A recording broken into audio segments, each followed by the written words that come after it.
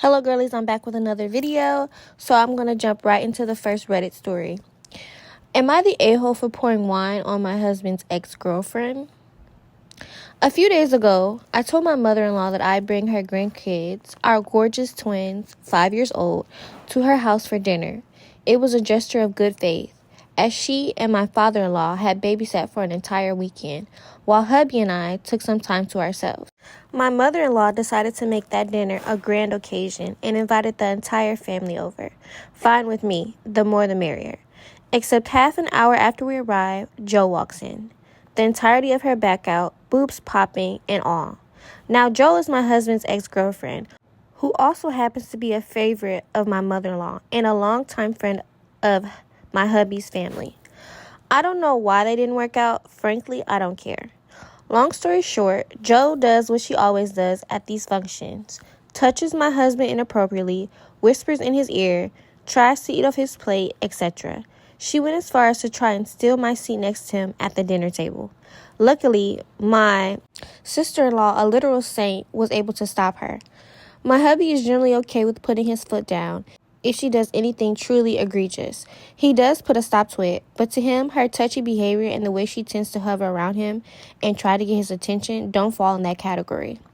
I told myself to ignore her and not let her get to me, but she put me aside later that evening and said absolutely horrible things to me, telling me that it was only a matter of time before my husband left me and that he was using me as a breeding plant, etc. Fun fact, I am currently pregnant again, and at that point, I had enough. So I dumped my drink on her and walked away. Jo absolutely lost it and walked out the house. My hubby's extended family generally has a good opinion of me, so no one thinks I did it on purpose. I did, and I do it again. But my husband knows better. He pulled me to the side to confront me about it and was surprisingly angry. Did I make a bit of a scene? Sure, but his anger wasn't proportional to that at all. If you can't tell, my hubby is the type of person that doesn't like to make a scene, especially around his family. I have complained about his proximity to Jo multiple times before all this went down. I've asked him to cut contact with her and basically just ignore her presence, and he's refused on basis that she's a family friend. Basically, he thought I was overreacting every time I bring her up, but I'm tired of being the bigger person. Why should I have to watch her throw herself at him and rise above? No. That wench got what was coming to her, and my actions were long overdue. We argued back and forth about it for a while before I eventually revealed that she had said to me at the dinner. He understood my anger at that point, but I didn't think it should have even gotten that far for him to understand why I don't want her around. The fact that he trusts the character of an ex over his wife of 10 years and the mother of his children is baffling and incredibly hurtful. I explained this to him and he adamantly disagrees and gives excuses. So now we're here. My hubby thinks I should have brought up what she said from the beginning. To me, this issue isn't what she said in of itself, but her behavior as a whole. As a disclaimer, I know my husband is not cheating on me with this woman. We spend every walking second together, or with the kids. He wouldn't have time to. I trust him completely as well. It just bothers me how comfortable and desperate that woman is. My mother-in-law loves her, and Jo can do no wrong in her eyes. So I suppose that's where she gets the confidence from. That aside, I don't understand why he allows her to come near him in the first place. Am I the a-hole? Update. This is a bit of a backstory to this situation. A lot of it is covered in a previous post of mine to this sub. Although I think that post is quite funny as I read it back, I'll sum it up if you don't feel like going back to read. For context, both hubby and I have been married for about a decade. I am currently pregnant with our third kid. My last pregnancy yielded 2 gorgeous girls that I absolutely adore. Now, the brief summary. A month and change ago, my hubby and I took the kids to his mom's house for a family dinner. This happens every so often, and every time my husband's ex, Jo, is invited by my mother-in-law. And every single time, without fail, she crosses boundaries with my husband that I'm sure would ring cold red alarm bells in any other person's head. My hubby does not fully entertain her advances, but he doesn't suppress them fully either, at least not in the way I think he should. In private, Jo is extremely catty towards me. It's as if her entire vibe is copy and pasted from Mean Girls. But her and my mother-in-law get along great, and the rest of the family likes her as well. I've been dealing with this on the chin for some time, but at last, But at that last gathering, I snapped and accidentally tipped my wine glass over her after she said incredibly cruel things to me. Hubby got mad at me for making a scene in front of his family, and we left shortly after. Summary over. I ended up showing hubby the comments and PMs I got from my post a couple days after, which were largely against him. I didn't anticipate it swaying his opinion much, and it didn't. In fact, it made the situation worse. He didn't like the overwhelming majority of comments claiming that he liked the attention, and I thought I embellished details about Joanna's behavior in the post. I did not, and in many cases, I downplayed just how crazy some of her actions are. I asked him if his mom even liked me, and he didn't even respond to the question. He looked at me, and we sat in silence for a full minute. Many people under my previous post said that I was crazy if I thought my mother-in-law would invite my hubby's ex to dinner with his wife and kids there as a show of respect and goodwill. Call me crazy, but I bought into the whole she's a family friend crap and continually let it slide. I cried nonstop for days after our conversation. Maybe I'm an idiot and I should have seen the signs, but I genuinely thought me and my mother-in-law had a decent relationship, especially now that I have the twins. There was some stuff that happened early on in hubby and I's relationship that caused some discord, but I thought we had moved past it all. Clearly not. I think it's much more likely that she likes her grandkids and just tolerates the vessel that produced them.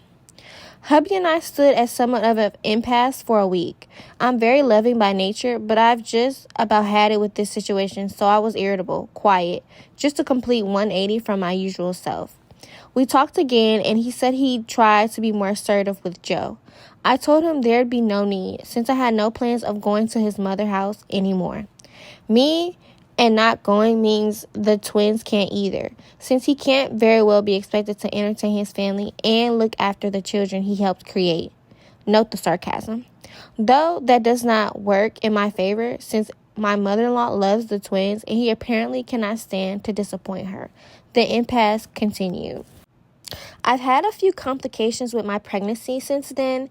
Baby and I are okay, nothing too worrisome. And there's been so many other things happening in our lives that the frigid air between us has slowly started to melt. We have not resolved the situation at all, just glossed over it in favor of more pressing matters. I really do need him right now, and I'm not necessarily mad that things are starting to go back to normal. I just know that it's going to become a thing that next time his mom throws an event, I will convince myself this time around will be fine. And it won't, because it's never fine. But I'm unsure how to bring up the issue again without seeming like I'm dragging up the past. It truly does drive me crazy, even more so now that I realize my mother-in-law's kindness isn't fully genuine. Is there any advice on bringing this up carefully? On resolving this issue once and for all? I'm at my wit's end because I adore this man in every other aspect, but I can't keep putting up with this. Story 2. Am I the a-hole for not inviting my siblings to my wedding? My sister, 34 female, and her husband, 36 male, just got married 3 months ago. I, 30 female, was appointed maid of honor. I was excited to help her plan her wedding, and I took on most of the work since I was unemployed at the time, and she's a doctor. I won't get into details, but take note, she didn't have a wedding planner. It was all me. The time leading up to the wedding, I was miserable because of how the bride treated me. I felt like her own personal slave that she felt she could kick around because she's the bride. Just because you're a bride doesn't mean you get a free pass to be a witch. Many times I wanted to just step out of the wedding party, but I kept telling myself to just bite my tongue and keep the peace because she's probably just stressed. After doing so much for her, she refused to invite my fiancé, even if we've been together for 12 years, but invited my siblings' partners who have been around for only 2 to 3 years. My sister and her guy dated for a year before they got engaged, so we don't really know him too well. She said she didn't want my fiancé around because people would be asking about my own wedding, since they've all been wanting us to get married for a while. I refused to do any more work for her wedding until she apologized to me and invited my fiancé, which she did. Not exactly sincerely, but whatever.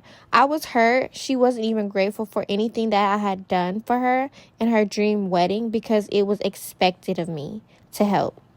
Cut to the day of the wedding and everything was fine. The ceremony was beautiful and the couple was happy. I was happy for my sister. By the time we got to the reception venue, I noticed that my fiance and I were on a separate table from my family. They were at the VIP table, and I was cast aside to sit at the furthest table right beside the kitchen.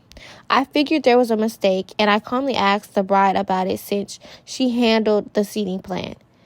She looked me dead in my eye and said there's no mistake. That's where we belong, at the kids' table and far away.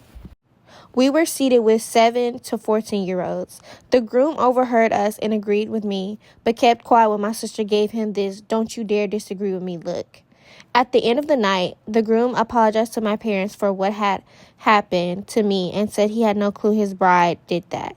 But he didn't say a word to me as his bride told him not to. Because of this, I decided to not make an issue and just try to enjoy the remainder of the night with my partner, but I wouldn't make a maid of honor speech. My parents noticed where I was and got upset at the situation as well. My siblings knew very well I wasn't at their table, but didn't bother looking for me or wondering why I wasn't seated there. When they heard I wasn't making a speech, my 2 brothers walked to my table to tell me off, saying I had to understand my sister and the stress of being a bride. Be nice to her because it's her special day and you're only a bride once. Yeah, right. I bet they'll divorce. That I'm a disgrace and a disgusting disappointment for not doing a speech for my sister. That I would make my sister sad and I was being selfish, making the night about me, when I was literally quiet in our corner. Needless to say, I wasn't having the best time, so we got up and left. We ended up in McDonald's for dinner, and I posted a story of us getting burgers saying post-wedding meal. I made sure I posted it after the reception ended to not make it look like I ditched, but my siblings saw this as an attack to my sister somehow.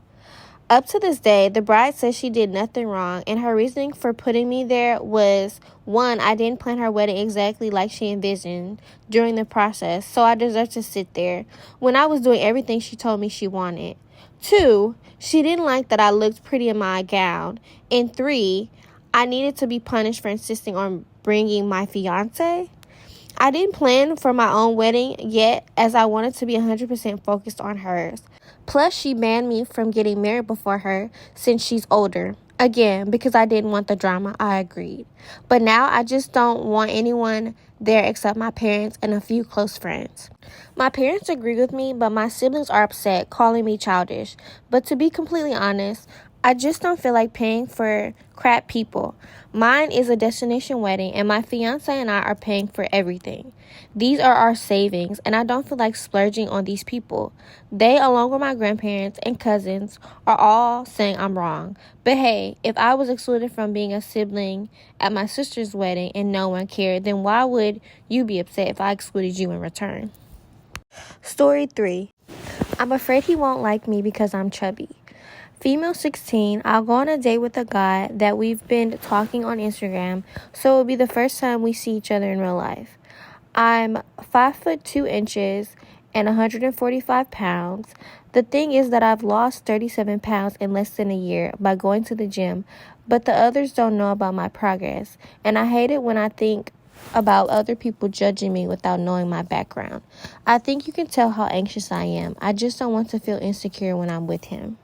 Update. It has been a few hours since I came home, and guys, it was amazing. We were talking all the time and I didn't feel insecure once. The whole night we were talking and keeping eye contact. He paid for my bus ticket and my cocktail. Of course, I did some embarrassing things such as dropping some of my drinks on my leg, but it was okay. We laughed about it. Also, we didn't hug, but it's okay because that's what I wanted. As it was my first time meeting him, I'm pretty sure we will continue texting and possibly going out together. Thank you guys. That's all the stories for today. Thank you guys for watching. Bye.